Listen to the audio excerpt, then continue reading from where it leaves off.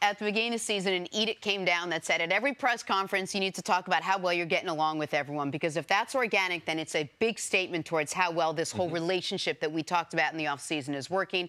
C, start with you. What stood out to you most in this Packers win over the Chiefs? It's got to be Aaron Jones and them using him not as a primary runner, but as a receiver out of the backfield. Since week number 4 in the Philadelphia game, where Davante Adams, he gets hurt, Aaron Jones has been the receiver that they have gone to build, take up some of this productivity. And if you had told me that, who's going to do this, I would have named 1 of 4 other receivers that no one knows them but their relatives. But Aaron Jones, we thought, they have to run the ball now for more ball control. But him as a wide receiver, we hadn't seen this much out of him. And Aaron Rodgers and Matt LaFleur have made the adjustments to make him one of the primary receivers. I mean, he leaves them in targets, receptions, yards, touchdowns since that injury. So for me, that's the most surprising thing on the other side. How good is Green Bay's defense? Without Patrick Mahomes, because they've been a tale of a couple different seasons already. Since the first 3 games, they were very, very good.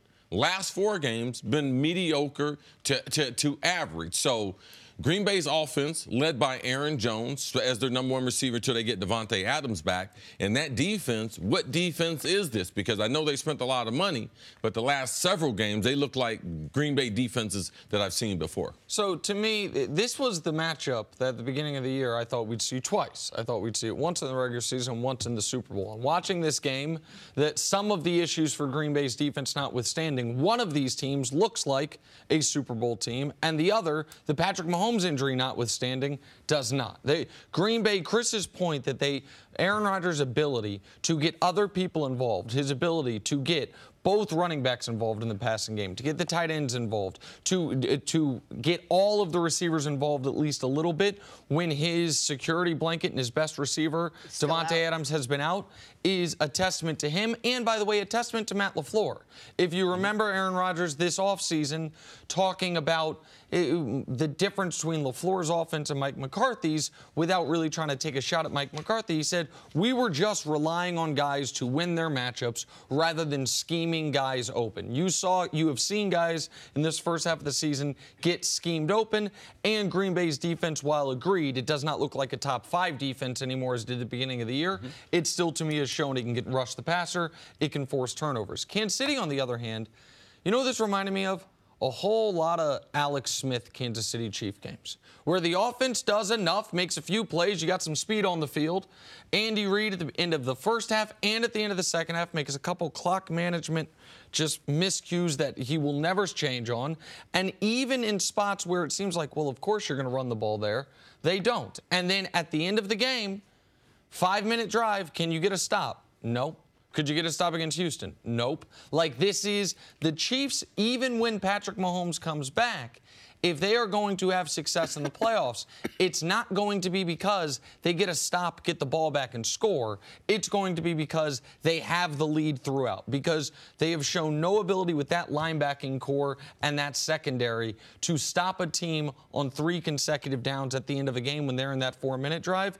So the Packers should feel great. The Chiefs almost stole a victory. Not surprising that they didn't, but now all of a sudden some of the same issues that creeped up in Houston and Indy losses showed up in this game as well. When you look at this Green Bay Packer team, is it the kind of team where as long as Aaron Rodgers puts a pretty good effort out there, they're going to win? I mean, maybe I know they have some deficiencies and maybe both sides of the ball aren't exactly where you want them to be. Again, Davante Adams still not back.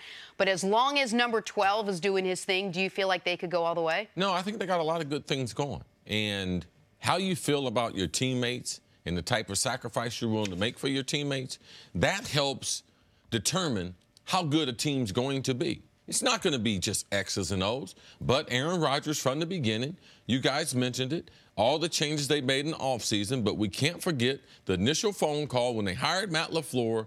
Aaron was probably like, who is this? And they said, Aaron, don't be part of the problem. So Aaron, I hope he continues to go out of his way to tell people he's having a great time at work, because we know he wasn't having a good time before. He told us we were making it up. So, but wait, do you believe him? Do you believe he's having a great time right now? I don't know a lot of guys in the NFL.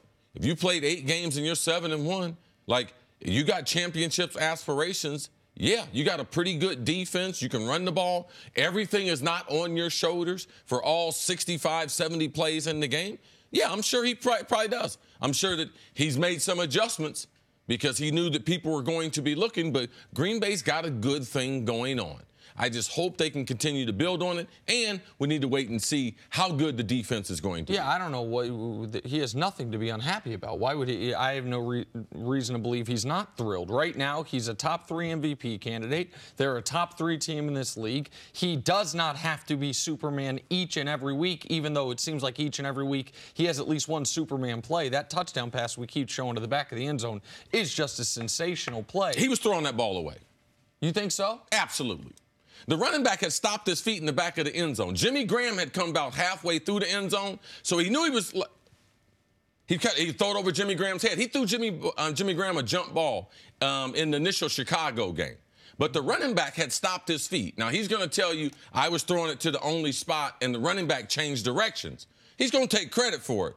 But as you watch it in real time, he's throwing that ball away. Well, throw away or not, just good luck, regardless of that. Since Davante Adams has gone out, he's thrown 12 touchdown passes, 4 to receivers, 4 different receivers, 2 to tight ends, both to Jimmy Graham, 6 to running backs, 3 to each of their running backs. He has found a way. So we can talk about Aaron Rodgers being happy with Matt LaFleur.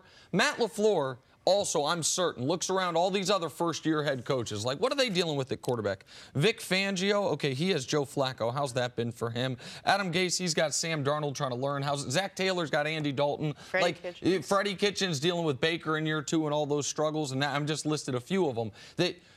Aaron's happy, but I'm also certain Matt LaFleur is very happy that he's the only of these first-year head coaches that walked into a situation with a first-ballot all-time great quarterback, and they are playing as such. All right, time now for Put a Grade on It, sponsored by CarMax. And we're going to stick with Aaron Rodgers. I mean, why not? 305 yards, 3 crucial touchdowns.